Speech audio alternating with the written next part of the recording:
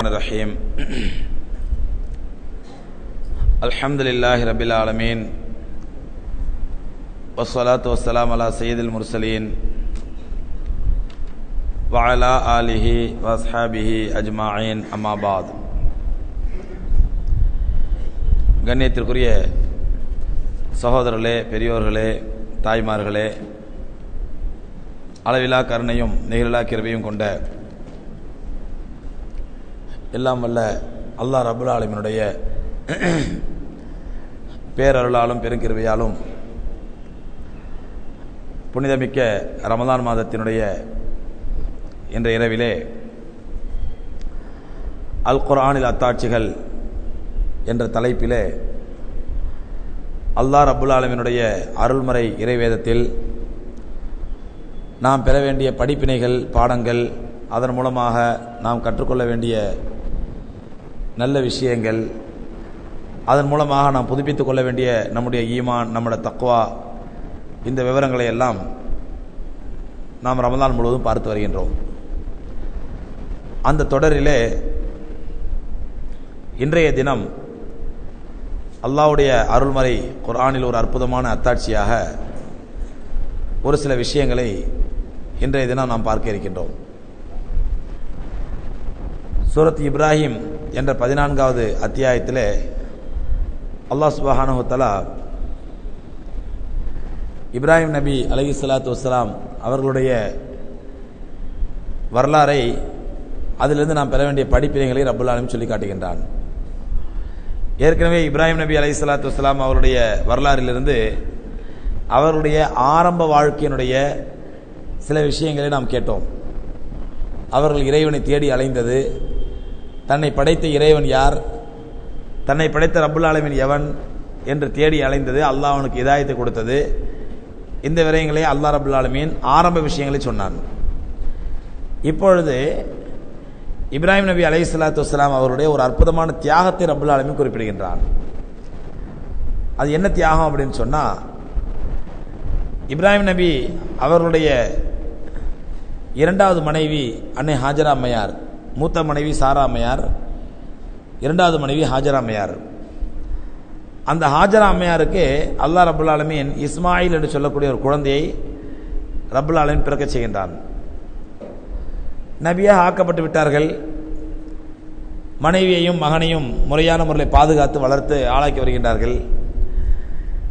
அந்த இஸ்மாயில் அலைஹிஸ்ஸலாத்து வஸ்ஸலாம் அவர்கள் பிறந்த பச்சிளம் குழந்தையாக இருக்கக்கூடிய நேரத்திலே அல்லாஹ் சுப்ஹானஹு வ தஆலா தன்னுடைய ஹலீல், தன்னுக்கு பிரியமான நபி, அவருடைய நேசம் எப்படி இருக்கிறது என்று சோதிப்பதற்காக ஒரு சோதனை ரப்புல் ஆலமீன் இப்ராஹிம் அலைஹிஸ்ஸலாத்து வஸ்ஸலாம் அவர்கள் மீது இறக்க விரும்புகின்றான். என்ன சோதனை அப்படின்னு சொன்னா, அல்லாஹ் சுப்ஹானஹு வ தஆலா கட்டளையிடுகின்றான், நபியே, உங்களுடைய மனைவியையும் பச்சிளம் குழந்தையையும் நான் சொல்ற இடத்துல ஒன்று விட்டு வந்துருங்க அப்படிங்கிறான். இப்ராஹிம் நபி அலைஹிஸ்ஸலாம் பார்க்குறாங்க, அல்லாஹ்வுடைய உத்தரவு. மனைவி அழைச்சிக்கிட்டு பச்சிளம் குழந்தையை கூட்டிகிட்டு போகிறாங்க. பச்சிளம் குழந்தைண்டா இப்பொழுதுதான் பிறந்து 2-3 மாதமான குழந்தை. மனைவி அந்த பிரசவ வேதனையினுடைய வலி கூட இன்னும் நிறுத்தாத, அந்த வலி கூட இன்னும் மறையாத பச்சை உடம்புக்கார பெண்மணி அழைச்சிக்கிட்டு போகிறாங்க. போனால் அந்த அம்மையார் கேட்குறாங்க, நபியை எங்களை அழைச்சிட்டு போகிறீங்க? இப்ராஹிம் அலைஹிஸ்ஸலாம் ஒன்றுமே பதில் சொல்லலை. போகிறாங்க. போய் எங்கேருந்து? எகிப்திலிருந்து, பலஸ்தீன், ஹீப்ரோனிலிருந்து. பலஸ்தீனில் ஹீப்ரோன் தான் இப்ராஹிம் அலைஹிஸ்ஸலாம் வாழ்ந்த பகுதி. இன்றைக்கி அங்கே தான் அவங்களுடைய கபர் இருக்குது. அந்த ஹீப்ரோனிலிருந்து அழைச்சிக்கிட்டு பலஸ்தீன் தாண்டி, எகிப்து தாண்டி, ஜோர்டான் தாண்டி, ஒவ்வொரு நாடாக தாண்டி கூட்டு வர்றாங்க. கூட்டு வந்து எங்கே கொண்டு விடுறாங்கண்டா, ஒரு புல் பூண்டு கூட முளைக்காத ஒரு பாலைவனம், ஒரு மலைப்பாலைவனம், ஃபுல்லாக மலைப்பகுதியாக இருக்குது. அந்த மலைப்பாலைவனத்தை கொண்டு வந்து விட்டுறாங்க. ஒரு ஆள் நடமாட்டம் இல்லை, ஒரு புல் பூண்டு இல்லை, ஒரு செடி கொடி இல்லை, ஒன்றுமே இல்லை. இங்கே தான் நீங்கள் தங்கணும் அப்படின்னு சொல்லிட்டு பிள்ளையும் மனைவி விட்டுட்டு திரும்புகிறாங்க. அந்த அம்மையார், ஹாஜரா அம்மையார் பதறி போய் விடுறாங்க, என்னங்க இது, இங்கே விட்டுட்டு போகிறீங்க, இங்கே யாருமே இல்லையங்க, நானும் பச்சில குழந்தைய தனியாக இருந்து என்ன பண்ணுவோம் கேட்பாங்களா இல்லையா? பரிதவிச்சு கேட்குறாங்க. ஆனால் இப்ராஹிம் அலைஹிஸ்ஸலாத்து வஸ்ஸலாத்துக்கு ஒன்றுமே பதில் சொல்ல தெரியல அவங்களுக்கு. ஏன்னா இவங்களா எடுத்த முடிவாக இருந்தால் பதில் சொல்லுவாங்க. இவங்களா எடுத்த முடிவாக இருந்தால் இல்லை இந்த காரணத்துக்காண்டி இந்த காரியத்துக்காக இந்த ஒரு நல்ல நோக்கத்தின் அடிப்படையில் தான் தங்க வச்சிருக்கிறேன், கொஞ்சம் பொறுத்துக்க, அல்லாஹ் உனக்கு உதவி செய்வான் அப்படின்னு ஏதாவது சொல்லியிருப்பாங்க. இவங்களுக்கே தெரியல ஏங்க தங்க வைக்கிறோண்டு. அல்லாஹ்வுடைய உத்தரவு. இந்த வனாந்தர பாலைவனத்தில், இந்த வனாந்தர காட்டிலே உங்களுடைய மனைவியும் குழந்தையும் தங்க வைக்கிறது அல்லாஹ்வுடைய உத்தரவு. அதுக்கு என்ன காரணம் இவங்களுக்கே தெரியாது. அதோட ஹிக்மத் என்ன, அல்லாஹ் இதன் மூலமா என்ன நடிக்கிறான் இவங்களுக்கே தெரியாது. என்ன பண்ணாங்க, அங்க தன்னுடைய மனைவியையும் குழந்தையையும் விட்டுட்டு இப்ராஹிம் அலைஹிஸ்ஸலாம் கிளம்பினாங்க. ஹாஜர் அம்மையார் திரும்ப வந்து கேட்குறாங்க, என்னங்க எங்க போறீங்க? ஒண்ணுமே பதில் சொல்ல இப்ராஹிம் அலைஹிஸ்ஸலாம். திரும்ப மூணாவது வந்து கேட்குறாங்க அந்த அம்மையார், அஹாதா ஹுக்கும் ரப்பி, இது ரட்சகனுடைய கட்டளையா, அல்லாஹ்வுடைய கட்டளையா, இது அல்லாஹ்வுடைய ஏற்பாடா? அதுக்கு மட்டும் இப்ராஹிம் அலைஹிஸ்ஸலாம் சொன்னாங்க, நாம், ஆமா, அல்லாஹ்வுடைய உத்தரவு தான் இது அப்படின்ட்டாங்க. உடனே அந்த அம்மையார், ஃபைதான் யக்ஃபினா ரப்புனா, அப்படின்னா அந்த ரப்பு எங்களுக்கு போதுமானவன், இது அல்லாஹ்வுடைய உத்தரவுன்னு சொன்னா அந்த அல்லாஹ் ரப்புல் ஆலமீன் எங்களுக்கு போதுமானவன், நீ கிளம்புங்க அப்படின்ட்டாங்க. ஆனாலும் இப்ராஹிம் அலைஹிஸ்ஸலாத்துக்கு மனசு வருங்களா? அல்லாஹ்வுடைய உத்தரவு தான், அல்லாஹ் பாதுகாப்பை கொடுப்பான். இருந்தாலும் மனைவியையும் பச்சிலம் குழந்தையும் விட்டுட்டு வர்றதுக்கு இப்ராஹிம் அலைஹிஸ்ஸலாத்து வஸ்ஸலாம் மக்காவிலிருந்து புறப்பட்டு மினா கிட்ட வந்துட்டாங்க. மக்காலேருந்து புறப்பட்டு மினா கிட்ட வந்துட்டாங்க. மினா மலையடி வரத்துக்கு வந்துட்டாங்க. மக்காலேருந்து மினா ஒரு 3-4 கிலோமீட்டரு. வந்த பிறகு திரும்பி பார்க்குறாங்க, மனைவியும் காணோம், குழந்தையும் காணோம். எல்லாம் மலைப்பாங்கான பகுதி. ஒரு இடத்துல விட்டு கொஞ்சம் திரும்பிட்டாலே தெரியாது. திரும்பி பார்க்குறாங்க, காணோம். அங்கே நின்றுக்கிட்டு இந்த துவாவை செய்கிறாங்க. அந்த இடத்துல நின்றுக்கிட்டு இந்த துவாவை செய்கிறாங்க. இது இப்ராஹிம் அலைஹிஸ்ஸலாம் செஞ்ச துவா. ஆனால் இப்ராஹிம் அலைஹிஸ்ஸலாம் செஞ்ச துவாவை ரப்புல் ஆலமீன் கபூல் செய்தது மட்டுமல்லாமல் அவங்க செஞ்ச துவா அல்லாஹ்வுக்கு எவ்வளவு விருப்பமானது ஆயிடுச்சு பாருங்க. சகோதரர், துவா செய்யறது பெரிய விஷயம் இல்லை. நம்ம எவ்வளவு துவா அல்லாஹ்ட்ட கேட்போம்.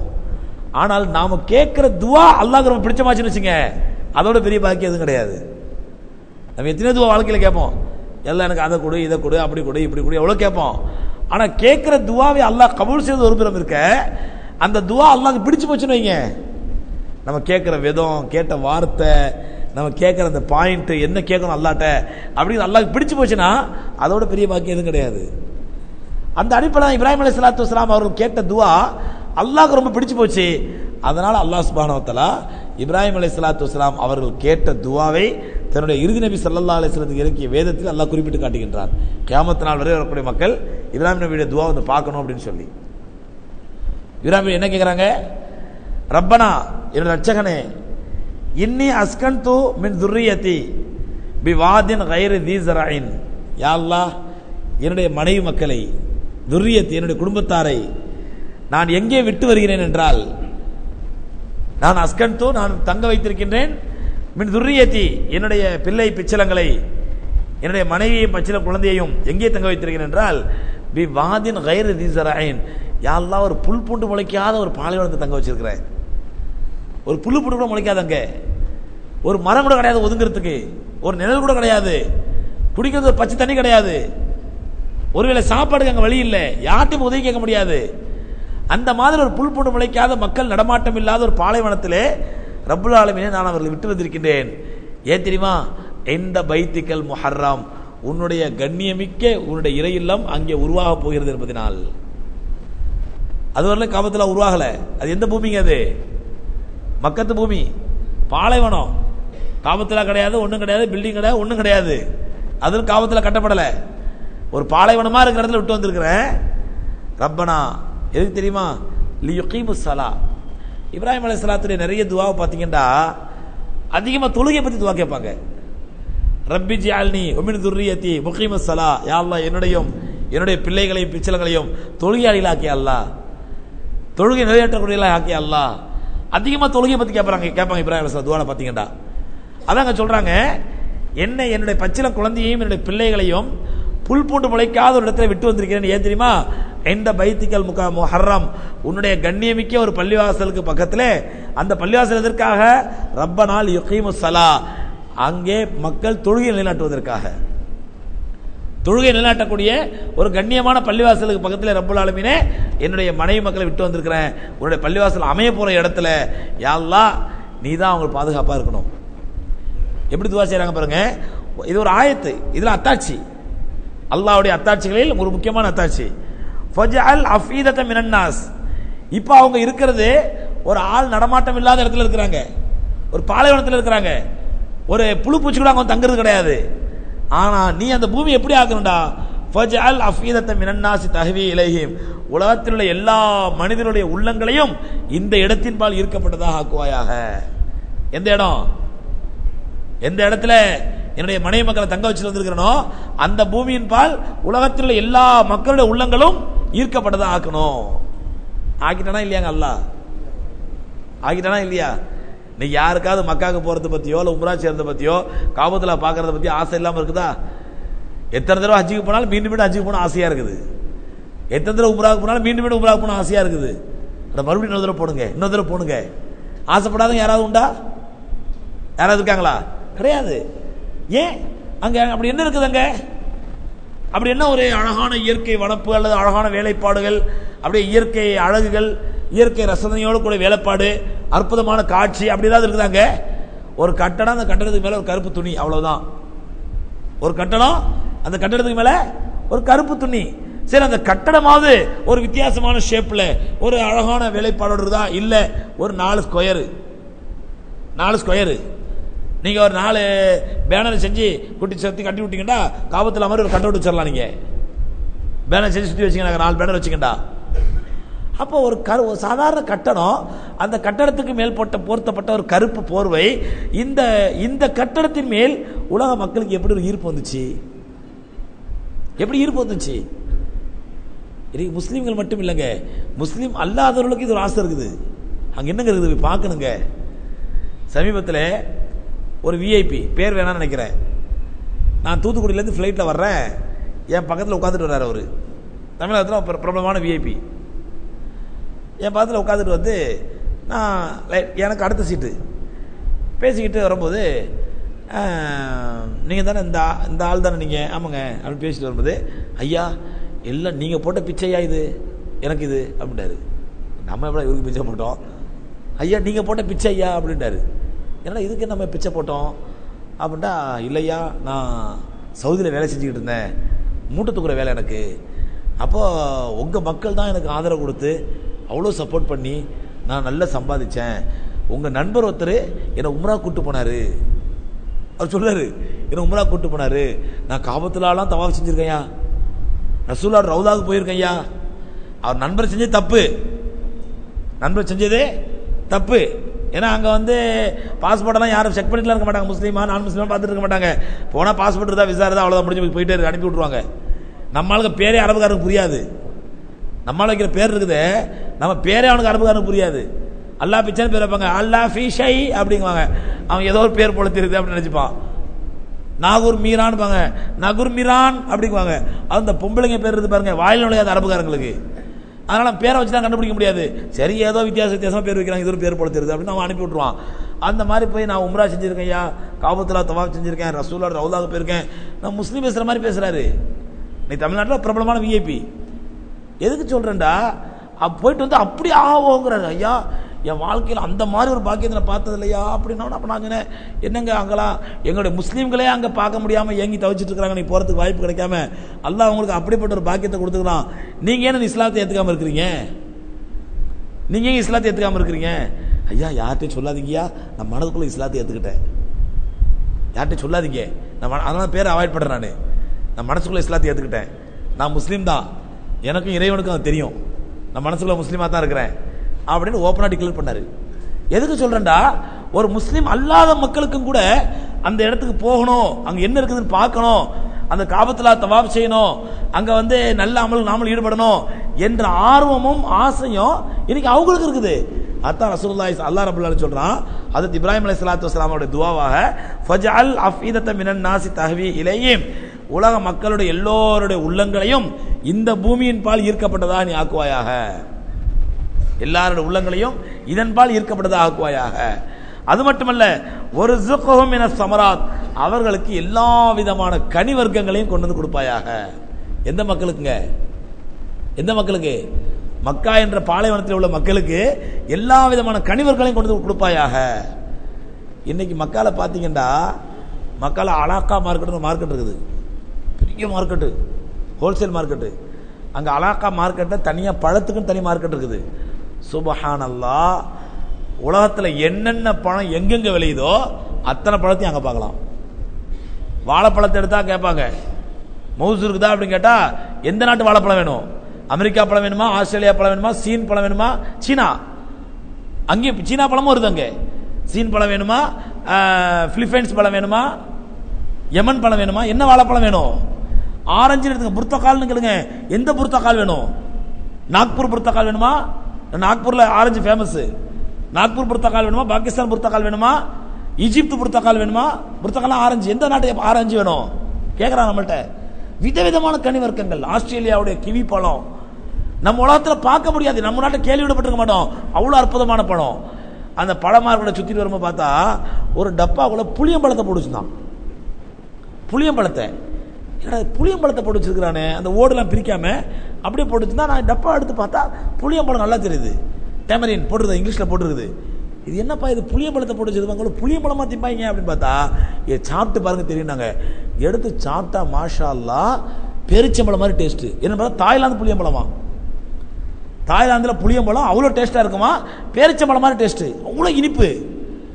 நம்ம எல்லாம் கேள்விப்பட்டிருக்கோமா தாய்லாந்து பேரிச்சம்பழம் இங்கே வாங்கி நம்ம மார்க்கெட்டில் கிடைக்குமா?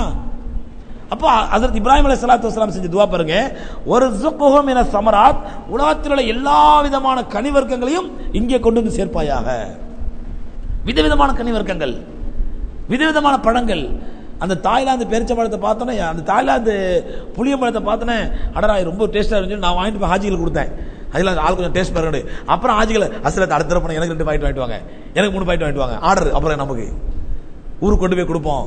எனக்கு ஊருக்கு தாய்லாந்து பழத்தை பேரிச்சம்பழத்தை வாங்கிட்டு கொடுப்போம், அங்கே மதினால பேரிச்சம்பழத்தை வாங்கிட்டு கொடுங்க, தாய்லாந்து புளியம்பழத்தை வாங்கிட்டு கொடுக்க போறீங்களா? எதுக்குன்னு சொன்னா உலகத்தில் எத்தனை வகையான பழங்கள். சீத்தாப்பழம் மாஷா அல்லாஹ், இவ்வளோ பெரிய சீத்தாப்பழம். சீத்தாப்பழத்தை பார்த்தா இவ்வளோ பெருசு. நம்ம ஊரில் சீத்தாப்பழம் இவ்வளோ பெருசு பார்த்துருப்போம், இவ்வளோ பெரிய சீத்தாப்பழம் 3 பேர் உட்காந்து சாப்பிட்றாங்க, வயிறு நிறைஞ்சு, மதியம் சாப்பாடு தேவையில்லை. அந்த மாதிரி எல்லா விதவிதமான கனிவர்க்கங்கள் விதமா சொக்கி போயிடுவோம். சுபஹானல்லாஹ், இந்த பாலைவனத்துக்கு இவ்வளோ பெரிய பழ வகைகளா, இவ்வளோ கனி வகைகளா? கிர்னி பழம் சுபஹானல்லாஹ், நம்ம ஊரில் கிர்னி பழத்தை வாசனை மட்டும் தாங்க பார்க்கலாம். கிர்னி பழத்தில் சர்க்கரையை விட இனிப்பான கிர்னி பழத்தை அங்கே பார்க்கலாம். தேர மாதிரி இன்னைக்கு அந்த கிர்னி பழம். இப்படி விதவிதமான கனிவர்க்கங்கள் கிடைக்கிறது காரணம் என்ன சொன்னா, ஹஜ்ரத் இப்ராஹிம் அலைஹிஸ்ஸலாத்து வஸ்ஸலாம் செஞ்ச துவா.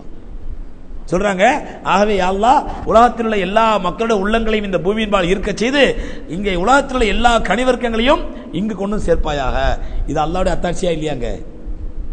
அல்லாஹ்வுடைய அற்புதமான அத்தாட்சி தானே. ஹஜ்ரத் இப்ராஹிம் அலைஹிஸ்ஸலாம் துவா செய்றாங்க, ரப்புல் ஆலமீன் அதை கபூல் செய்கின்றான், அதை ஏற்றுக்கொள்கின்றான். ஏற்றுக்கிட்டு அல்லாஹ் சுப்ஹானஹு வ தஆலா அது மட்டுமல்ல, ரப்பனா இன்னக தஅலமு மா நுக்ஃபி வ மா நுஅலின், யா அல்லாஹ் நாங்கள் மறைச்சி வைக்கிறது வெளிரங்கமானது எல்லாம் உங்களுக்கு தெரியும் ரப்புல் ஆலமீனே. துவா செய்கிறாங்க. துவா செஞ்சுட்டு போயிடுறாங்க.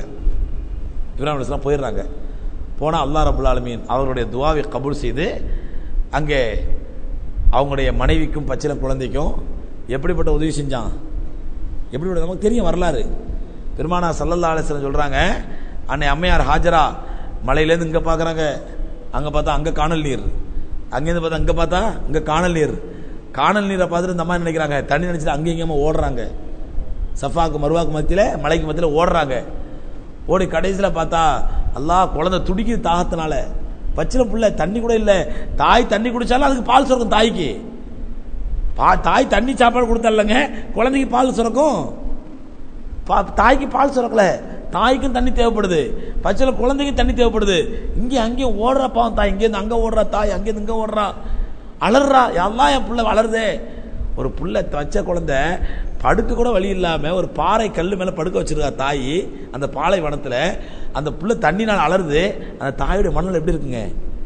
இன்னைக்கு ஹாஜிகள் பார்த்தீங்கன்னா சஃபாக்கும் மருவாக்கும் மத்தியில் ஓடும் பொழுது 2 பச்சை விளக்கு பகுதியில் வரும், பச்சை லைட்டு மேலே பச்சை லைட்டு போட்டிருக்கோம். அதுக்கு நடுவில் மட்டும் கொஞ்சம் வேகமாக ஓடணுங்குவாங்க. ஆம்பளை மட்டும் கொஞ்சம் வேகமாக ஓடணும், சுன்னத்து நபிசுல்லா சுன்னத்து அப்படிங்குவாங்க. என்ன தெரியுமா காரணம்? அதாவது அந்த சஃபா மலை இப்படியே இறங்கி, இப்போ எல்லாம் மழு மொசைக்காக இருக்குது, ஏசியாக இருக்குது. அப்போ அந்த மலை எப்படி இருக்கும், இப்படி இறங்கி இப்படி ஏறி இப்படி மறுபடியும் வரும். அந்த ஏறுற இடத்துல பார்த்தீங்கன்னா இறங்கி அந்த அம்மா வருவாங்க.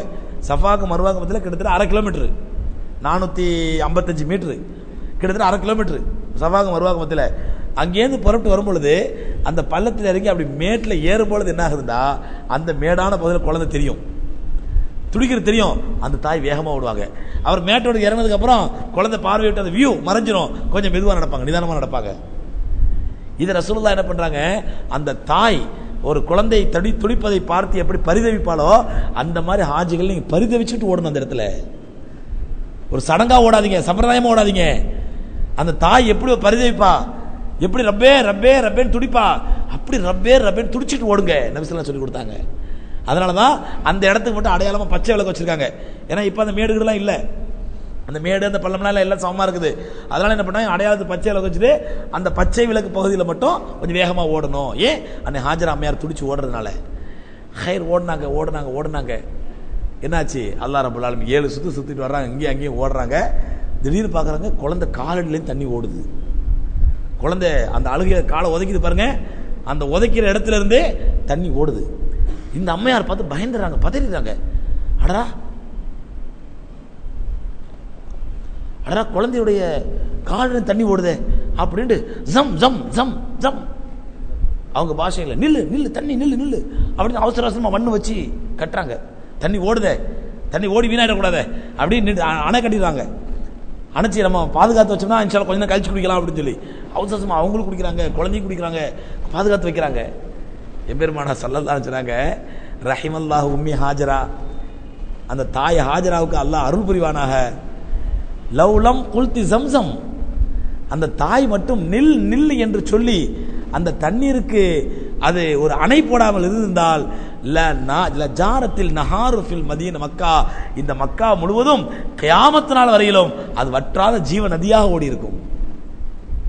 ஜம்சம்ல ஊத்துன ஊத்து எப்படியா இருக்குங்க, வற்றாத ஜீவ நதியாக ஓடி இருக்கும் மக்கால. ஆனா இந்த அம்மா அதை அணைப்படுத்த அடுத்ததுனால அது என்னவாகி போச்சு, என்ன ஆகி போச்சு, கிணறாகி போச்சு. இது அல்லாஹ் பெரிய அத்தாட்சியா இல்லைங்க. நேரடியாக பார்க்குறோம். இன்னைக்கு ஜம்சம் தண்ணீர் ஆராய்ச்சி பண்ணிட்டு ஆராய்ச்சியாளர் சொல்றாங்க, இந்த மாதிரி ஒரு தண்ணீர் உலகத்தில் எங்கேயுமே நான் பார்க்கறதில்ல, அவ்வளோ ஷிஃபா இருக்குது, இதுல அவ்வளோ ஷிஃபா இருக்குது, எல்லா நோய்களுக்கும் ஷிஃபா இருக்குது, அவ்வளோ விட்டமின் இருக்குது, அவ்வளோ வித்தியாசமான கெமிக்கல் இதுல இருக்குது, வித்தியாசமான தாது பொருட்கள் இதுல இருக்குது, பெரிய பெரிய மருந்துகளில் கிடைக்காத தாது பொருட்கள் இந்த ஜம்சம் தண்ணியில் கிடைக்குது. இன்னைக்கு டாக்டர்கள் ஆச்சரியப்பட்டு போயிடுறாங்க. அதோட பெரிய குதிரத்தை பாருங்க, பாலைவனம், குடிக்கிறதுக்கு தண்ணி கூட கிடைக்காத பாலைவனம், அந்த பாலைவனத்திலிருந்து ஒரு நாளைக்கு எத்தனை லட்சம் கேலன் தண்ணீர் சப்ளை ஆகுது உலகம் ஃபுல்லா. ஹரத்தில் குடிக்கிறது வேற, சுபஹானல்லாஹ், அவ்வளோ ஏற்பாடு. ஹரத்தில் டப்பா வச்சு தண்ணி சம்சம தண்ணியை கூல் பண்ணி அதை ஊத்துறது என்ன, அதை எடுக்கிறது, அது பெரிய டிபார்ட்மெண்ட். ஜமாசமத்தில் முவாஹத்னே பேர் அதுக்கு, யுனைடெட் ஜம்சம் லிமிடெட் அப்படின்னு ஒரு கம்பெனி வச்சு அந்த ஜம்சமை மட்டுமே மெயின்டைன் பண்றது ஒரு தனி கம்பெனி. அந்த ஹரத்தில் டப்பா வைக்கிறதுனா, தண்ணி எடுக்கிறதுனா, அதை கழுவுதுனா, சுத்தம் பண்றதுனா, அதுக்கு கிளாஸ் வைக்கிறதுனா, குடிச்ச கிளாஸ் துருத்திக்கு போடுறதுனா, எல்லாமே யூஸ் பண்ணுற கிளாஸ், குடிச்ச கிளாஸ் அதை ரிமூவ் பண்றதுனா, அவ்வளோ ஏற்பாடு. மாஷா அல்லாஹ். நீங்க ஹரம் ஃபுல்லா சுத்தி பார்த்தீங்கன்னா ஒரு ஜம்சம் கேன்ல கூட எந்த நேரத்தில் 12 மணிக்கு பார்த்தாலும் சரி, 1 மணிக்கு பார்த்தாலும் சரி, 1 இன்ச்சு கூட தண்ணி குறைஞ்சிருக்காது.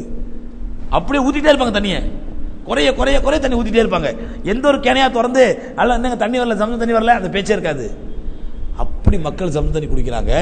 அது மட்டுமல்ல, அங்க போகக்கூடிய ஹாஜிகளுக்கும் கவர்மெண்ட் என்ன பண்ணுதுன்னா, ஒரு பில்டிங் எடுத்தா இந்த பில்டிங்ல எத்தனை ஹாஜிகள் இருக்காங்க, 200 ஹாஜிகள் இருக்கிறாங்களா, இந்த 200 ஹாஜிகளுக்கு ஒரு நாளைக்கு 1 லிட்டர் 200 லிட்டர் தண்ணி ஒன்று இறக்கிட்டு போயிடறான். மினிமம் 1 லிட்டர் ஒரு நாளைக்கு. அடுத்த நாள் அந்த கேன காலி கேல அப்புறம் எடுத்துட்டு திரும்ப 200 லிட்டர் தருவான். ஹாஜிகள் அங்க இருக்கிறவங்க ஜம்சம் தான் குடிக்கணும் அப்படின்னு சொல்லி. இது அல்லாத மக்காலேருந்து மதீனா கிட்டத்தட்ட 420 கிலோமீட்டர் பைப் லைன் இங்கிருந்து மதீனாவுக்கு போகுது தண்ணி, ஜம்சம் தண்ணி. பைப் லைன்ல மதீனா ஹரம் ஃபுல்லா ஜம்சம் தண்ணி. எல்லாத்துக்கும் மேல சுமார் உதாரணமா இப்ப ஹஜ்ஜுக்குன்னு பாத்தீங்கன்னா 30 லட்சம் பேர் 40 லட்சம் பேர் கவர்மெண்ட் அலோ பண்றது இல்லை, அனுமதிக்கிறது இல்லை, விசா கொடுக்கறது இல்லை. அதனால மக்கள் உம்ரால அலமோது, முதல்லாம் உம்ரால வந்து சீசன் நான் சீசன்லாம் இருக்கு, இப்ப அதெல்லாம் ஒண்ணு கிடையாது, வருஷம் ஃபுல்லாவே கூட்டம். இப்ப பார்த்தா ரம்ஜான்ல பார்த்தா சுபஹானல்லாஹ், வெயில் அப்படி வெயில் அடிக்குது, தெரியுது வெயில் அடிக்குதான் அப்படின்ட்டு, இருந்தாலும் உம்ராக்கு போவேன். கூட்டம் அதை விட அதிகமான கூட்டம், கால் வைக்க முடியல ஹரத்துல, அவ்வளவு கூட்டம், தவாப் செய்ய முடியல, அவ்வளவு கூட்டம். இந்த கூட்டம் முறை சும்மா போவோம். ஒரு ஆள் குறைஞ்சது ஒரு 10 லிட்டர் தண்ணி வைங்க, இவங்க குடிச்சதெல்லாம் போக குறைஞ்சது 10 லிட்டர் தண்ணி எடுத்து வரணும். என்ன மாதிரிலாம் சும்மா இல்லை, குறைஞ்ச ஒரு தடவை போனா 250 லிட்டர் 3 லிட்டர் குறையாம எல்லாமே குறையாம எடுத்துட்டு வருவேன் ஹஜ்ஜிலலாம். அந்த மாதிரி குறைஞ்சது ஒரு ஆளுக்கு 10 லிட்டர் வச்சா கூட எத்தனை லட்சம் மக்கள், சுபஹானல்லாஹ், எத்தனை கேலன் தண்ணீர் எதுல இருந்துங்க, ஒரே ஒரு கிணறுல இருந்து. ஆனால் இன்னைக்கு வரலும் 100 வருஷத்துக்கு மேலாக ஒவ்வொரு 5 வருஷத்துக்கு ஒருக்கவும் ஜம்சம் அளக்குறாங்களாம் தண்ணி எவ்வளோ இருக்குன்னு சொல்லி. மாஷா அல்லாஹ், ஒரு இம்மி அளவு கூட குறையில தண்ணீர். இத்தனை லட்சம் கேலன் தண்ணீர் மக்கள் உலகம் ஃபுல்லாக சப்ளை ஆகுது. ஆனால் இன்னைக்கு வரலும் 1 இன்ச்சு தண்ணீர் கூட அந்த கிணத்துலேருந்து குறையில. எத்தனையோ நசாராக்கள் யூதர்கள் பெரிய பெரிய லேபெல்லாம் வச்சு ஆராய்ச்சி பண்ணி பார்த்தாங்க, இந்த தண்ணியில் அப்படி என்னதான் இருக்குதுன்னு ஆராய்ச்சி பண்ணி சொன்னாங்க. வாஸ்தவம் தான், இது அபூர்வமான தண்ணி தான். அதனால தான் எம்பெருமான ஸல்லல்லாஹு அலைஹி சொன்னாங்க, மா உ ஜம்சம் அலிமா ஷுரிப், ஜம்சம் எந்த நியத்திலே குடிக்கிறீங்களோ அந்த நியத்து கபூலாகும். அதான் ஜம்சம் பெருமானா ஸல்லல்லாஹு அலைஹி சொன்னாங்க, முனாஃபிக்குகளுக்கு முஸ்லீம்களுக்கு மூமின்களுக்கு என்ன வித்தியாசம்? முனாஃபிக் தேவைக்கு மட்டும் ஜம்சம் கொடுப்பான், மூமின் தேவைக்கு அதிகமாக ஜம்சம் குடிப்பான். முனாஃபிக் நம்ம தாகம் எடுக்குதுங்க, தாகமாக இருக்குது, என்ன பண்ணுவோம்? 1 கிளாஸ் தண்ணி குடிப்போம், மிஞ்சி போனா 2 கிளாஸ் குடிப்போம், அவ்வளோதானே, தாகம் அடங்கிடுவோம், முடிச்சிருவோம். முனாஃபிக் இப்படித்தான் குடிப்பான் ஜம்சமே. ஆனால் முஸ்லீம் தான், மூமின் தான் என்ன பண்ணுவான்? ரசூலுல்லாஹ் சொல்றாங்க, மூமின் என்ன பண்ணுவாரு? வயிறு முட்டை குடிப்பாரு, வயிறு முட்டை, இன்னும் எவ்வளோ முடியுமோ அவ்வளோ. இதுதான் ஜம்சம் குடிக்கிற சுன்னத்து. நபி ஸல்லல்லாஹு அலைஹி வஸல்லம் வயிறு முட்டை குடிக்க சொல்றாங்க ஜம்சம்மை. ஜம்சம் எந்த எண்ணத்தில் குடிக்கிறீர்களோ அந்த நியத்து கபூலாகும். ஒரு சம்பவம் சொன்ன பாருங்க, ஒரு 4 வருஷத்துக்கு முன்னாடி நாங்கள் ஹஜ்ஜுக்கு போன இடத்துல ஒரு அம்மா, வயசான அம்மா, வீல் சேர் கேஸு, ஒரு வயசான அம்மா காண போயிட்டாங்க. எங்கள் குரூப்பில் வந்தவங்க காண போயிட்டாங்க ஒரு 4-5 வருஷத்துக்கு முன்னாடி. நாங்களும் ஹரம் பூரா தேடி பார்த்தோம். அவங்க பேரனை அந்த வருஷம் மறு வருஷம் மறுபடியும் வந்தாங்க, 2வது வருஷம் வந்தாங்க. அப்போ பேரனை கூப்பிட்டு வந்தாங்க. முதல் வருஷம் வயசானம்மா தள்ளுவண்டி கேஸ், யாராவது தள்ளிட்டு போவாங்க, ஹஜ்ஜிக்கு போகிறோம், தள்ளிட்டு போவாங்க, அறுத்து போவாங்க, தொழுது அந்த மாதிரி யாராவது தள்ளி ஒன்று விடுவாங்க, ரூமுக்கு வருவாங்க. இப்படி அந்த அம்மா வந்தாங்க ஹஜ்ஜிக்கு. பார்த்தீங்கன்னா சுபஹானல்லாஹ் 3 நாளாக தேடுறோம், காணும் அந்த அம்மாவை. முடிவு பண்ணிட்டோம், மூத்தா போயிட்டாங்க, இனி மார்ச்சூரில் தேட வேண்டியதான் அப்படின்னு சொல்லி மொல்லிமுக்கு இன்ஃபார்ம் பண்ணி மார்ச்சூர்லாம் தேடணும். சரி, நாளைக்கு கார் வரும், கூப்பிட்டு போகிறோம், மார்ச்சூரில் போய் தேடுங்க, ஒரு மார்ச்சூராக போய் தேடுங்க. எங்கே இருக்காங்க? ஆஸ்பத்திரிலாம் விசாரிச்சோம், ஆஸ்பத்திரி எங்கேயுமே இல்லை. அப்போ இந்த மாதிரி இதை மூத்தா தான் போயிட்டு இருக்குது, ஏதோ மார்ச்சூரில் தான் பார்க்கணும் அப்படின்னு சொல்லி ஏற்பாடு எடுக்கிறோம். மாஷா அல்லாஹ் மறுநாள் இஷால ஜின்னு மாதிரி வருது, அங்கேருந்து வருது அந்த அம்மா. யாரோ நடக்க முடியாது, ஒரு இந்த பொம்பளை, துருக்கி பொம்பளை தள்ளிட்டு வர்றான் தள்ளுவண்டியில், ஒரு போலீஸ்காரன் கூட வர்றான். எங்களுக்கா ஆச்சரியம், என்னம்மா எங்கம்மா போனீங்க? 3 நாளா ஹரத்தில் தான் இருந்தேன், ஒருத்தி என்னை உட்கார வச்சு தொழுவத்துட்டு வரேன்னு போனா, திரும்பி பார்த்தா ஆளை காணோம். நானும் அப்படி இப்படி சுற்றி பார்த்தா வேற வழியாக வெளியே போயிட்டேன். அப்புறம் எங்கே போய் ஊரெல்லாம் போய் தேட வந்து மறுபடியும் ஹரத்துலேயே போய் உட்காந்துட்டேன். சரிம்மா, 1/2 நாள் 1 நாள் 3 நாள் சாப்பாட்டுக்கு என்னம்மா பண்ணீங்க? சம்சம் தான் குடிச்சிட்டு இருந்தேன் டெய்லி. சர்வ சாதாரணமாக சொல்லுது அந்த அம்மா, ராமநாதபுரத்து கிராமத்து பொம்பளை, ஜம்சம் தான் குடிச்சிட்டு இருந்தேன். என்னம்மா பசி எடுக்கலையா? பசி எடுக்கல. ஒண்ணுக்கெல்லாம் பொறுத்து என்ன பண்ணீங்க? ஜம்சம் குடிக்கும்போது நேற்று அல்லாஹ் நான் ஹரத்துல வெளியே போறேன், ஒண்ணுக்கே வரணும் துவா செஞ்சேன். நடந்த சம்பவம் 4 வருஷத்துக்கு முன்னாடி. அந்த அம்மா ரொம்ப சர்வ சாதாரணமாக சொல்லுது. எதுக்கு கொஞ்சம் நான் பெருமானா ஸல்லல்லாஹு அலைஹி சொன்னாங்க, ஜம்சம் என்பது நோய்க்கு ஷிஃபா, பசிக்கு உணவு.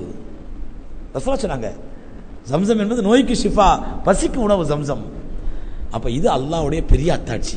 ஜம்சம் என்பது பெரிய அத்தாட்சி. இந்த ஜம்சம் உண்டானது ஹஜ்ரத் இப்ராஹிம் அலைஹிஸ்ஸலாத்து வஸ்ஸலாம் அவருடைய அற்புதத்தின் மூலமாக அப்படின்னு சொல்லி அல்லாஹ் சுப்ஹானஹு வ தஆலா சொல்றான். ஹைர், அடுத்து சூரத்து நஹல் என்ற சூறாவிலே தேனி அப்படின்னு ஆரம்பிக்கிற சூறா. இந்த தேனின்னு ஆரம்பிக்கிற இந்த சூறாவுக்கு பேரே அல்லாஹ் எப்படி வச்சிருக்கிறான்? தேனின்னு வச்சிருக்கிறான். ஏன்னு சொன்னா, தேனி இருக்குது பாருங்க, இந்த பூச்சியும் ஒரு அற்புதமான பூச்சி. இந்த தேனி மூலமா நமக்கு கிடைக்கிற தேன் இருக்குது பாருங்க, இது ஒரு அற்புதமான பொருள். அந்த தேனியை பற்றி சொல்றதுக்கு முன்னாடி அல்லாஹ் பாலை பற்றி சொல்றான். தேனை பற்றி சொல்றதுக்கு முன்னாடி பாலை பற்றி சொல்றான். 66வது ஆயத்துல, ஓ இன்னலக்கும் ஃபில் அன்ஆமில் ஐப்ரத்தன், கால்நடைகளிலே உங்களுக்கு நிறைய படிப்பினைகள் இருக்கின்றன. கால்நடைங்கிறது ஆடு, மாடு, ஒட்டகம் போன்ற கால்நடைகளிலே உங்களுக்கு நிறைய அத்தாட்சிகள், படிப்பினைகள் இருக்கின்றன.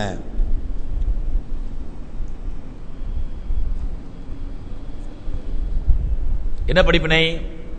அல்லாஹ் சொல்றான் பாருங்க, என்ன படிப்பினை கால்நடைகளில் நமக்கு?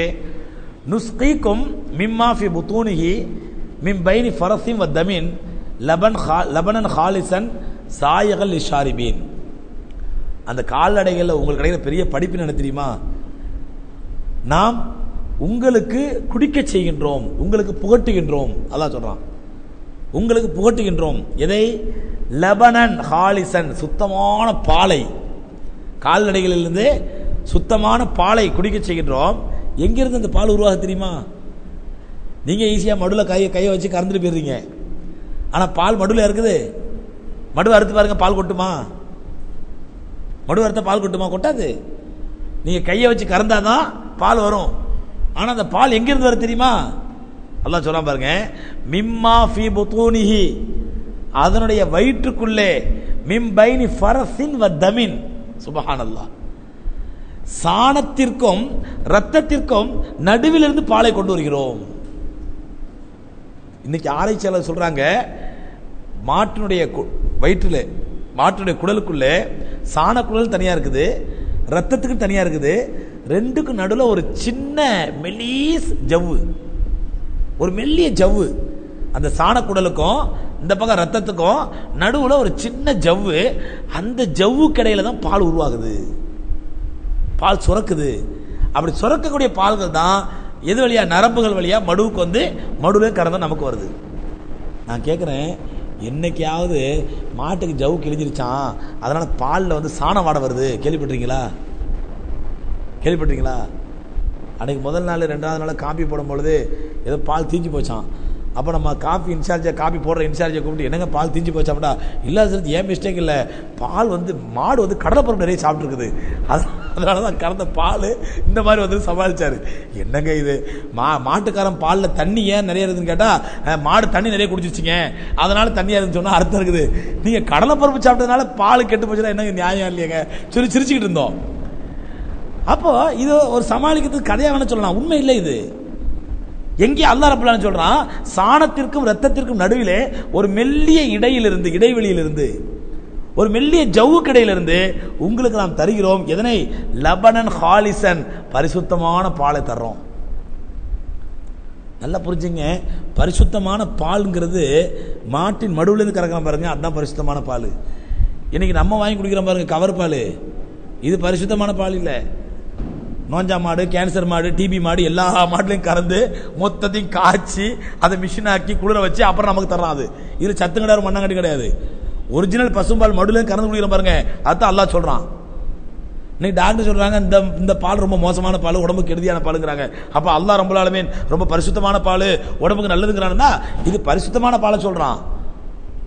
4.5% பால், 3% பால் அல்லாஹ் சொல்லல. அதான் சொல்றான் பாருங்க, பரிசுத்தமான பாலை உங்களுக்கு தருகிறோம்.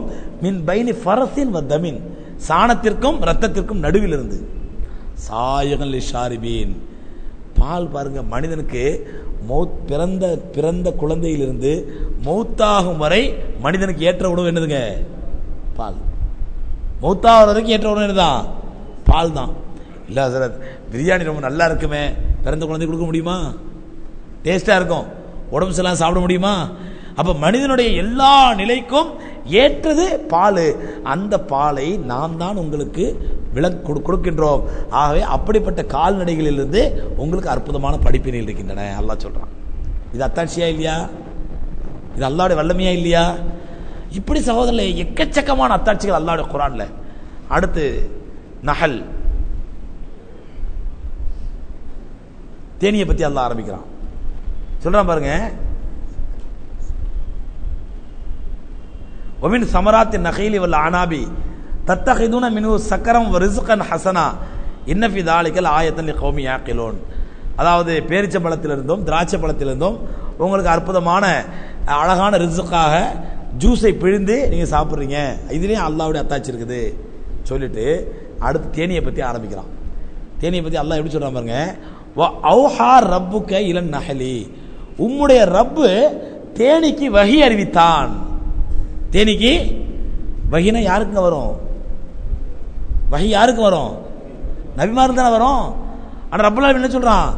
அௌஹா ரப்புக இலன் நஹலி, நாம் தேனிக்கு வஹி அறிவித்தோம் அப்படிங்கிறான். நல்லா புரிஞ்சுங்க, வஹி என்பது நபிமார்களுக்கு மட்டும் வர்றதில்ல, சில நல்லடியார்களுக்கு அல்லாஹ் வஹியை கொடுப்பான். நல்லடியார்களுக்கும் உள்ளத்தில் ஞானோதயத்தை கொடுப்பான். வஹினா ஞானோதயம். அப்ப அதே மாதிரி அல்லாஹ் எது கொடுக்குறான்? தேனிக்கும் கொடுக்குறான். தேனிக்கும் ரப்புல் ஆலமீன் வஹி அறிவிக்கிறான். நல்ல வஹியும் வரும் அல்லாஹ்ட்டேந்து. இந்த மிர்சா குலாம் முஹம்மது இருக்கான் பாருங்க, இந்த கிறுக்கு வகி சொல்லிட்டு இருந்தா எனக்கு வஹி வருது, அவனுக்கு வந்து வஹி வந்து நாளை காலையில் பாருங்க என்னென்ன வஹி வந்துச்சுன்னு சொல்லி. அது வஹி அல்ல, அது அவனுக்கு வந்தது பேதி. அது கடைசியில் பேதிலாம் செத்தான், கால்றான் செத்தான். சில அதெல்லாம் நாளைக்கு வரலாறு சொல்றேன். அவன் சொன்னா, நான் என்னுடைய இறப்பு மக்காவில் நடக்கும் என்று அல்லாஹ் எனக்கு வஹி அறிவித்தான் அப்படின்னா. அவர் மௌத்து மக்கால் நடக்குமா? எனக்கு அல்லாஹ் வஹி இருக்குன்னா கடைசியில் லாகூர்ல கக்கூசுக்குள்ள விழுந்து கால்ரா வந்து செத்தான். இவனுக்கு வகை வந்த வகி தான். அந்த வகையிட வரல, நாளைக்கு பாப்போம் இன்ஷா அல்லாஹ் என்ன சொன்னான்னு சொல்லி. அது மாதிரி ஆனா இங்க ரப்பல் ஆலமீன் சொல்றான், நான் தேனிக்கு வகி அறிவித்தேன். நல்ல வகி. என்ன வகி அறிவிச்சான் பாருங்க.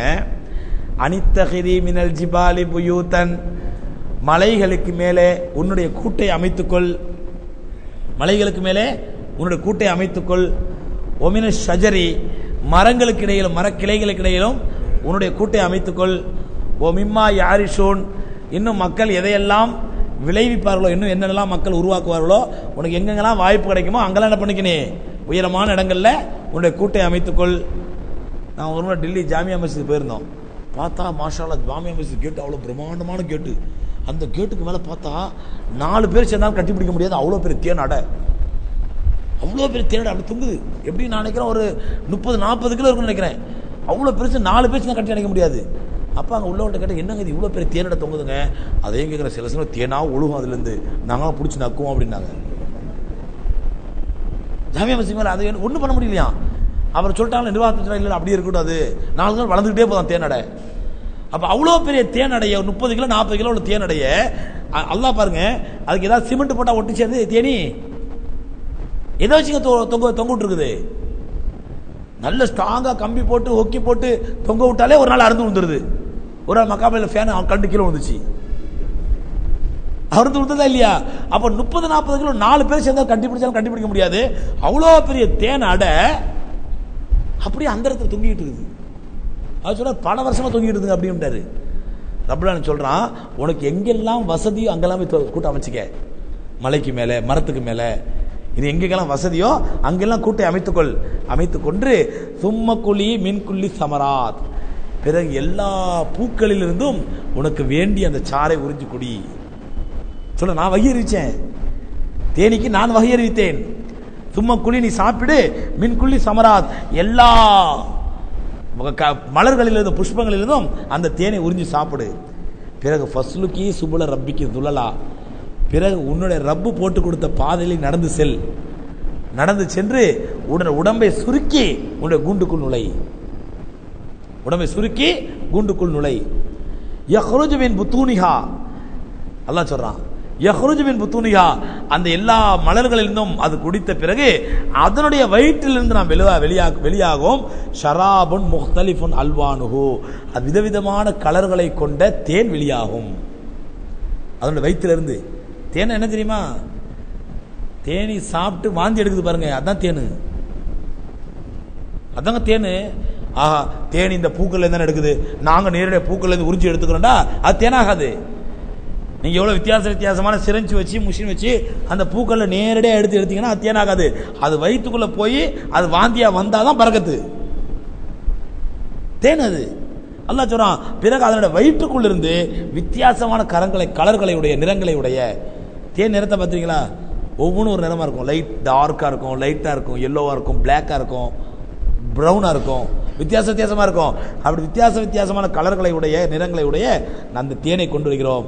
அந்த தேனி எப்படிப்பட்ட தெரியுமா, ஃபீஹி ஷிஃபா, எல்லா நோய்களுக்கும் அதிலே ஷிஃபா இருக்கின்றது. லின்னாஸ், மக்களுக்கு, அதிலே மக்களுக்கு வரக்கூடிய எல்லா நோய்களுக்கும் அந்த தேனில மருந்து இருக்கிறது.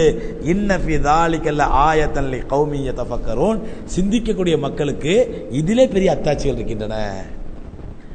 இதுல பெரிய அத்தாட்சி என்னன்னா பாருங்க, 1973 வான் ஃப்ரிஷ் அப்படின்னு சொல்லி ஜெர்மன் நாட்டு ஒரு அறிஞர் ஒருத்தர் நோபல் பரிசு வாங்குறாரு. வான் ஃப்ரிஷ்ங்கிற நோபல் பரிசு அறிஞர், ஜெர்மன் நாட்டு அறிஞர். எதுக்காண்டி தெரியுமா நோபல் பரிசு? அவர் இந்த தேனியை பற்றி ஆராய்ச்சி செஞ்சார். தேனியை பற்றி ஆராய்ச்சி செஞ்சார். ஆராய்ச்சி செஞ்சு தான் சொன்னார், நம்ம சின்ன பிள்ளைல படிச்சிருப்போம், தேனியை பற்றி புஸ்தகங்களை படிச்சிருப்போம். வேலைக்கார தேனி, சோம்பேறி தேனி, ராணி தேனி, இப்படிலாம் பல வகை இருக்குது தேனிகளில். ஒரு தேன் கூடுன்னு சொன்னா அதுல ஒரு சோம்பேறி தேனி இருக்கும். அது யாரு? ஆம்பளை தேனி. அதுக்கு என்ன வேலை? நல்லா சாப்பிடணும், நல்ல இனவிருத்தி செய்யணும், அதோட வேலை முடிஞ்சு போச்சு. மற்ற நாள் தூங்கிட்டு இருப்பா அவங்க. இது ஆம்பளை தேனி. வேலைக்கார தேனிக்கு என்ன தெரியுமா? பெண் தேனி. பெண் தேனி. இவங்க எல்லாத்துக்கும் கண்ட்ரோல் பண்ற ஒரு அமீர் சாப் இருப்பாங்க, அவதான் ராணி தேனி. அவதான் என்ன பண்ணுவா? கண்ட்ரோல் பண்ணுவா ராணி தேனி. ஏன் ராணி தேனி சொல்ல, ராஜா தேனி சொல்லல? ஏன் ராணி தேனி சொல்றாங்க? ராஜா தேனின்னு சொல்லல. எல்லா தேன்கூடுகளிலும் ஆண் தேனி என்ற சோம்பேறி தேனியா இருந்தாலும் சரி, பெண் தேனி என்ற வேலைக்கார தேனியா இருந்தாலும் சரி, எல்லாத்தையும் கண்ட்ரோல் பண்றது ஒரு பெண் தேனி தான். இதாங்க ஒரு பெண் தேனி தான். அதனாலதான் பாருங்க அல்லாஹ் ரப்பல் ஆலமீன் அந்த கட்டளை சொல்லும் பொழுது அனித்தஹிதி, அரபி தெரிஞ்சவங்களுக்கு தெரியும், அரபில இல்ரிப் அப்படின்னா அடி. அடின்னு யாரை பார்த்து நம்ம அடின்னு யாரை பார்த்து சொல்லுவோம்? ஒரு ஆம்பளை பார்த்து அடின்னு சொன்னாலும் அடின்னு தான் சொல்லுவோம். பொம்பளை பார்த்து அடின்னு சொன்னாலும் எப்படி சொல்லுவாங்க? என்ன சொல்லுவோம்? அடின்னு தான் சொல்லுவோம். இது தமிழ். ஆனால் அரபியில் எப்படி தெரியுமா? ஆம்பளைய பார்த்து அடின்னு சொன்னா இல்ரிப் அப்படிங்குவாங்க. பொம்பளைய பார்த்து அடிஞ்சுனா இத்ரிபி, ஃபீமேல் வேர்டு. இஜ்லிஸ் உட்காரு, ஆம்பளை பார்த்து சொல்லுவோம். பொம்பளை பார்த்து இஜ்லிசி உட்காரு. இத்தஹிர் எடுத்துக்கொள், இது எது நடந்தோம்? டேக் எடுத்துக்கோ அப்படின்னு ஆம்பளை பார்த்து சொல்லுவோம். அதே பொம்பளை பார்த்து சொல்றதா இத்தஹிதி. குல் சாப்பிடு, ஆம்பளை பார்த்து. பொம்பளை பார்த்து சொல்லுங்க குலி சாப்பிடு. அல்லாஹ் பாருங்க எல்லாமே பெண்பால் வேர்டா பயன்படுத்துறான். எல்லாமே பெண்பால் வேர்டா சொல்றான். அவுஹா இலா ரப்புக இலா நஹலி, அல்லாஹ் தேனிக்கு வரியை எடுத்து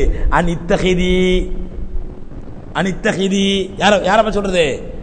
பொம்பளை பார்த்து சொல்றது. மினல் ஜிபாலி புயூத மினல் ஷஜரி வமா யர்ஷூன் சும்ம குலி.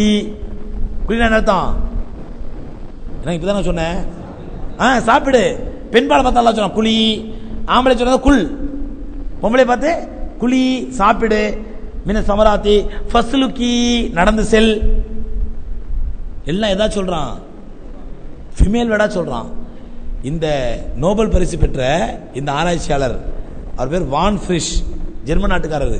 1973 நோபல் பரிசு வாங்கினாரு. இவர் இதைத்தான் ஆராய்ச்சி பண்ணாரு. என்ன சொன்னாரு?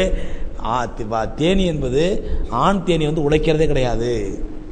அது நல்லா தூங்கிக்கிட்டு இருக்கும். தூங்குறது இனவெருத்தி சேர்ந்தா அதுக்கு வேலை.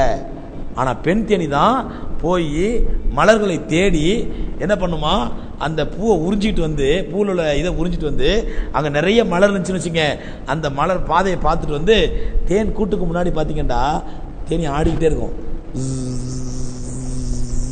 பார்த்துறீங்களா? அது என்ன நான் நினைக்கிறோம், அது ஏதோ லூசு தேன் ஆடிக்கிட்டு கிடக்குது அப்படின்ட்டு. இந்த ஆராய்ச்சியாளர் சொல்றாரு, இதுக்கு பேர் ஹனி பீ டான்ஸ். ஹனி பீ டான்ஸ், தேனி நடனம். என்ன தேனி நடனம்?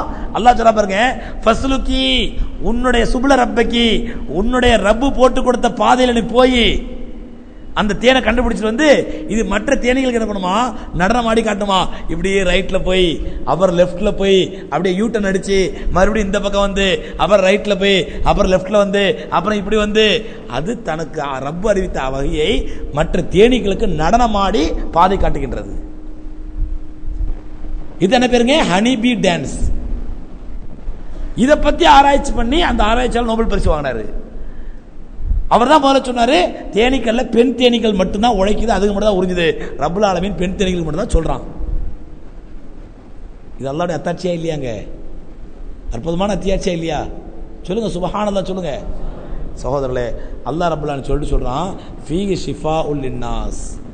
இந்த தேன்ல, அதனுடைய வயிற்றிலிருந்து வரக்கூடிய இந்த தேன்ல மக்களுக்கு ஷிஃபா இருக்குது. நமக்கு இல்ல ஹஸ்ரத், சுகர் பேஷண்ட்டுக்கு அது எப்படி ஷிஃபாவாகும்? இன்னைக்கு டாக்டர் சொல்றாங்க சுகர் என்பது குளுக்கோஸ் தான். சுகர் குளுக்கோஸ் கூடும்போது தான் சுகர் ஆகும். ஆனா தேன்ல உள்ளது குளுக்கோஸ் இல்ல, லெவியூலோஸ் என்று சொல்லக்கூடிய சர்க்கரை. அது பேர் லெவியூலோஸ். இந்த லெவியூலோஸ் என்பது இதுல சுகரே கிடையாது. என்ன சத்தி இப்படி சொல்றீங்க? எனக்கு தெரிஞ்ச ஒரு டாக்டர் தேன்ல சுகர் இருக்குன்னு சொன்னாரு அப்படின்னா நல்லா புரிஞ்சுங்க. இன்னும் இந்த டயாபெட்டிஸ் விஷயத்துல, சுகர் விஷயத்துல டாக்டர்கள்ட்ட ஒழுங்கான முடிவே வரல. ஒரு டாக்டர் சொல்லுவாரு பழ வர்க்கங்கள்லாம் ஓரளவு சாப்பிடலாம், தப்பு இல்லை. இல்ல எல்லா பழத்திலும் சுகர் இருக்குது. இன்னொரு டாக்டர் சொல்லுவாரு. சொல்றாங்களா இல்லையா இன்னைக்கு? ஆனா பெரும்பாலும் டாக்டர் சொல்றாங்க ஒரிஜினல் தேன்ல என்ன கிடையாதுங்க, டயாபெட்டிஸ் கிடையாது, சுகர் கிடையாது. ஏன்னா அதுல இருக்கிறது விட்டமின் கேயும் லெவியூலோஸ் என்று சொல்லக்கூடிய சுகர் தான். லெவியூலோஸ் சுகர் அது எது கிடையாது, சுகருக்கு வராது, அது டயாபெட்டிஸ்க்கு வராது. குளுக்கோஸ் சுகர் தான் டயாபெட்டிஸ்க்கு வரும், டயாபெட்டிஸ் கூட்டும். பிரபுலாம் சொல்றான் ஃபீஹி ஷிஃபாஉல் லின்னாஸ், இதுல எல்லா மக்களுக்கும் அற்புதமான அத்தாட்சிகள் இருக்கின்றன. இன்ன ஃபீ ذالிக லஆயத்தல் லிகௌமி யதஃபக்கரூன். சிந்திக்கக்கூடிய மக்களுக்கு இதில் அத்தாட்சி இருக்குதா இல்லையா? விளங்கக்கூடிய மக்களுக்கு அத்தாட்சி இருக்குதா இல்லையா? அதான் ரப்பல் ஆலமீன் சொல்லி காட்டுறான். சகோதரர்களே, அல்லாஹ்வுடைய அருள்மறை குர்ஆன் என்பது அத்தாட்சிகள் நிறைந்த வேதம். இதெல்லாம் நம்ம கேட்கும்போது நமக்கு என்ன ஆர்வம் வரணும்டா, இன்ஷா அல்லாஹ் இனிமே நான் தினந்தோறும் குர்ஆன் ஓதுவேன். எதோட சேர்த்து? தர்ஜிமாவோட சேர்த்து. அந்த பழக்கத்தை உருவாக்கிக்கணும். ஒரு நாளைக்கு 10 நிமிஷம் ஒதுக்குங்க குர்ஆன் ஓதுறதுக்கு. இவ்வளோ அற்புதமான அத்தாட்சிகள் ரப்பல் ஆலமீன் சொல்றது எதுக்காண்டிங்க? நமக்கு குர்ஆனோட நெருங்கிய தொடர்பு ஏற்படணும், குர்ஆனோட வளமை ஏற்படணும்.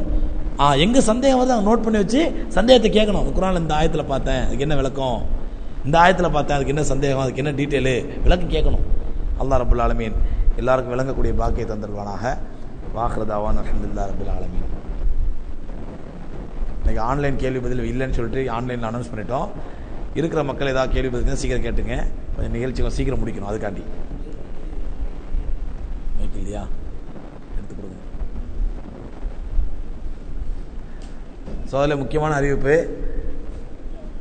இன்ஷா அல்லாஹ் ஒற்றைப்படையான இரவு வருது. இந்த ஒற்றைப்படையான இரவுகளில் உங்களுக்கு தெரியும், நாளுக்கு நாள் வருஷத்துக்கு வருஷம் மக்கள் கூட்டிகிட்டே போகிறாங்க. போன வருஷம் ஒத்தப்படையில் 1000 பேருக்கு சாப்பாடு அரேஞ்ச் பண்ணால் இந்த வருஷம் 1200 பேர் எதிர்பார்க்குறோம், 1300 பேர். ஏன்னா ஒவ்வொரு வருஷம் மக்கள் எண்ணிக்கை கூட்டிகிட்டே வருது. பெண்கள் எண்ணிக்கை மாஷா அல்லாஹ் அதிகம், 50 பேர் இருந்தது 100 பேர் ஆகி இப்போ 200 பேர் 300 பேர் அளவுக்கு வர ஆரம்பிச்சாங்க பெண்கள். அதனால் நம்ம எல்லாத்துக்கும் இந்த சாப்பாடு அரேஞ்ச் பண்ணுறது உங்களுக்கு தெரியும், விலைவாசியும் தாறுமாறாக ஏறிப்பி கிடக்குது. அதனால் ஒரு நாளைக்கு குறைஞ்சது 70,000 ரூபாயிலேருந்து 80,000 ரூபா வரலும் செலவாகணும் எதிர்பார்க்கப்படுது. அதனால் சகோதரர்கள், நல்ல தர்ம சிந்தனையோட சகோதரர்கள், ஒவ்வொருத்தரும் ஒரு நாளைக்கு பொறுப்பெடுத்துட்டீங்கன்னா 4 நாள் மேட்ரு முடிஞ்சிடும். 4 பேர் தான் அல்ஹம்துலில்லாஹ். அந்த மாதிரி தகுதியில் மக்களாக நிறைய பேர் இருக்கிறீங்க. இங்கே அல்லாஹ் நாடுனா நீங்கள் நாடிட்டீங்கன்னா ஈஸியாக முடிஞ்சிடும். ஒரு அசரத் இப்படி தான் பயான் பண்ணாராம் ஒரு ஊரில். சகோதரர்களே, ஒரு நல்ல செய்தி சொல்ல போகிறேன், ஒரு கெட்ட செய்தி சொல்ல போகிறேன் அப்படின்றாராம். என்ன சொல்லுங்க நாளாம். நல்ல செய்தி என்ன தெரியுமா? நம்ம மொஹல்லா பள்ளிவாசலில் பெருசாக கட்ட போகிறோம் அப்படின்னாலாம். அப்படியே நல்ல செய்தி தான். கெட்ட செய்தி என்ன தெரியுமா? அது கட்டுறதுக்கு தேவையான பணம் பூரா உங்கள் பாக்கெட்டில் இருக்குது அப்படின்றாலாம். அந்த மாதிரி நம்ம இன்ஷால்லா சஹருக்கு பெரிய அளவில் ஏற்பாடு பண்ண போகிறோம். நல்ல செய்தி. ஆனால் அதை விட நல்ல செய்தி, அது கெட்ட செய்தி இல்லை, நல்ல செய்தி தான், அந்த பணம் உங்கள்கிட்ட இருக்குது. அதனால் இன்ஷால்லா விருப்பமுள்ள சகோதரர்கள் அதற்கான தொகையை 70,000 80,000 ரூபாயா அவ்வளோலாம் எங்களால் கொடுக்க முடியாது அப்படின்னா சிறு துளி பெருவெல்லம் எவ்வளோ கொடுக்க முடியுமோ இன்ஷால்லா கொடுத்து அதற்கான தொகையை நம்முடைய இப்ராஹிம் பாய் இருக்காங்களா? இப்ராஹிம் பாய் இல்லையா? கீழே தான் வர சொல்லுங்க. இப்ராஹிம் பாய், அவங்க இப்ராஹிம் பாய் வருவாங்க இன்ஷால்லா. அவங்கள்ட்ட உங்களுடைய தொகையை செலுத்தி அதற்கான ரசீதுகளை வாங்கிக்கிங்க. இந்த ஏற்பாடு பண்ணுறது அழகிய கடன் அறக்கட்டளை சார்பாக, மக்கா மஸ்ஜித் நிர்வாகத்துடைய அனுமதியோடு அழகிய கடன் அறக்கட்டளை சார்பாக அந்த ஏற்பாடு செய்கிறோம். கடைசியில் ஏதாவது காசு கொஞ்சம் மிஞ்சிச்சுனாக்கா அது இன்ஷா அல்லாஹ் வட்டியில்லா கடனாக கொடுப்பதற்காக நல்ல வேலைக்கு பயன்படுத்தப்படுது. அதனால் சகோதரர்கள் தாராளமாக அந்த சஹர் ஏற்பாட்டுக்கு கொடுங்க. இல்லை யாராவது ஒருத்தர் பொறுப்பு எடுத்துக்கிட்டீங்க, நான் ஹசரத் அல்ஹம்துலில்லாஹ் அரிசி பொறுப்பு எடுத்துக்கிறேன், கிட்டத்தட்ட 1 டன் அரிசி தேவைப்படுது. 5 நாளைக்கு சஹருக்கு 1 டன் 1.25 டன் அரிசி தேவைப்படுது. அதில் 1 டன் அரிசி பெரிய விஷயம் இல்லை, 38 ரூபாய் 40 ரூபாய் கிலோ. 1 டன் 40,000 ரூபா வரும், அவ்வளோதான். நான் 1 டன் அரிசி எடுத்துக்கிறேன். இல்லை ஒரு நாளைக்கு சிக்கன் பொறுப்பு, ஒரு நாளைக்கு 200 கிலோ 250 கிலோ சிக்கன் தேவைப்படுதான், 250 கிலோ சிக்கன் தேவைப்படுது, சிக்கன் நான் பொறுப்பு எடுத்துக்கிறேன் அப்படின்னாலும் சரி. இல்லை எங்களால் அவ்வளோலாம் முடியாது, ஏதோ 1000-2000 கொடுக்குறோம் அப்படிங்கிறவங்க தாராளமாக செய்யுங்க. ஏன்னு சொன்னால் இது நல்லா புரிஞ்சுங்க, நம்ம மக்கா பள்ளியில் சஹர் போடுறது ஏதோ மிஸ்கின்களுக்கோ இல்லை இதுக்குன்னு சாப்பாடுன்னு எதிர்பார்த்து வர மக்களுக்கோ போடுறது கிடையாது. நைட்டு விடிய விடிய உங்களுக்கு எல்லாத்துக்கும் தெரியும், அமல் செஞ்சுட்டு எல்லாரும் அல்ஹம்துலில்லாஹ் சாப்பிட வசதி உள்ள மக்கள் தான். ஆனாலும் அவங்க வீட்டில் போய் சமைக்கிறது கஷ்டங்கிறதுனால நம்ம சாப்பாடு கொடுத்து அனுப்புகிறோம். அதனால தான் பாருங்கள், மற்ற பள்ளிகள்லாம் சாப்பாடு போட்டாங்கன்னா அடிதடி சண்டை கிண்டை, எனக்கு சாப்பாடு இல்லை. மக்கா பள்ளி அல்ஹம்துலில்லாஹ் எந்த பிரச்சனையும் இருக்காது. மக்கள் வாங்காமலே நம்ம கூப்பிட்டு விட்டு கொடுக்க வேண்டியிருக்கோம். நீங்களே பார்த்துருப்பீங்க, எல்லாம் வரவங்களும் ரொம்ப டீசெண்டான மக்கள். நம்ம மற்றவங்களுக்கு சாப்பாடோட பரவாயில்ல அப்படின்னு போயிட்டே இருப்பாங்க. நம்ம கூப்பிட்டு இல்லை சாப்பாடு வாங்கிட்டு போங்க அப்படின்னு கொடுக்கணும். அந்த மாதிரி மக்கள் தான். அதனால் நோன்பாளிகள் நோன்பு வைப்பதற்காக சஹர் செய்வதற்காக என்னென்ன செய்ய முடியுமோ செய்யுங்க. கடைசி நாள் அக்கீகா ஆடுகளை வச்சு பிரியாணி போடுவோம் இன்ஷால்லா, அது உங்களுக்கு தெரியும்.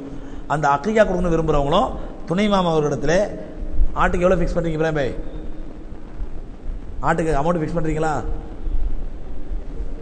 இன்னும் ஃபிக்ஸ் பண்ணல. ஓகே, அக்கீகா கொடுக்குன்னு நினைக்கிறவங்களும் துணை மாமா அவர்களிடத்துல அந்த ஆட்டுக்கான தொகையை கொடுத்து எவ்வளோ அமௌண்ட் ஃபிக்ஸ் பண்ணி விசாரிச்சு தொட்டியில் விசாரிச்சு சொல்லுவாங்க எவ்வளோன்னு சொல்லி அதை கொடுத்துட்டீங்கன்னா நீங்கள் உங்களுடைய அக்கீகா ஆடு நீங்கள் அந்த நேரத்தில் நீங்களே அறுக்கனாலும் அறுக்கலாம். அறுக்கிற நேரத்தை சொல்லுவோம், நீங்களே அறுக்கலாம் அறுத்துக்கலாம். அடுத்த அந்த ஈரல் தலைகளை இதெல்லாம் எடுத்துகிட்டு போகலாம், உங்கள் விருப்பம். கறியை மட்டும் என்கிட்ட கொடுத்துருங்க. சில பேர் என்ன பண்ணுறாங்க, அதில் ஆட்டா இருங்க, பாதி கறி எனக்கு தாங்க, பாதி கறி எடுத்துங்க, ஓகே கொடுத்துட்றோம், பாதி கறி உங்கள் சொந்தக்காரர்கள் போய் கொடுங்க, மீதி கறி தாங்க அப்படின்னு சொல்லி. அதனால் அப்படி கொடுக்க நினைக்கிறவங்களோ இன்ஷா அல்லாஹ் கொடுங்க. அது அடுத்தபடியாக அல்லாஹ்வுடைய கிருபையினால் அழகிய கடன் அறக்கட்டளை சார்பாக நிறைய நம்ம பணிகள் செஞ்சுட்ருக்கோம். 2 ஆஸ்பத்திரி நடக்குது, அதோடு சேர்த்து வட்டிலா கடன் கொடுத்துட்ருக்குறோம். எல்லாத்துக்கும் மேலே கல்வி நிதி வருஷம் வருஷம் ஏழை பிள்ளைகளை செலக்ட் பண்ணி கல்வி நிதி கொடுக்குறோம். அதுக்கு ஜக்காத்தை கொடுக்க விரும்புகிறவங்களும் உங்களுடைய ஜக்காத்து பணங்களை கொண்டு வந்து கொடுங்க இன்ஷா அல்லாஹ். நான் அதில் இயக்கங்களுக்கெல்லாம் ஜக்காத்து கொடுக்கணும்னு சொன்னீங்களே, நீங்கள் மட்டும் கேட்குறீங்களே அப்படின்னா, நான் இயக்கங்களுக்கு தான் கொடுக்குறான்னு சொன்னேன், பைத்துல் மால் கொடுக்குறான்னு சொல்லலை. ஒவ்வொரு ஊர்களையும் பைத்துல் மால் வச்சு, ஒவ்வொரு ஊர்களையும் பைத்துல் மால் ஆரம்பித்து தாராளமாக அந்த பைத்துல் மால் கொடுங்க.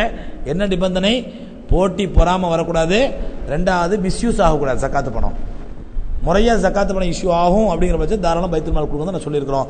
நீங்கள் கொடுக்குற ஜக்காத்து பணம் இங்கே நாங்கள் போஸ்டர் அடித்தோ பேனர் கடிச்சோ கொடி கட்டியோ வீண் பிரியம் பண்ண மாட்டோம். ஏழை பிள்ளைகளுக்கு இன்ஷா அல்லாஹ் முறையாக கல்வி நிதியாக போய் சேரும். நான் முஸ்லீம்கிட்ட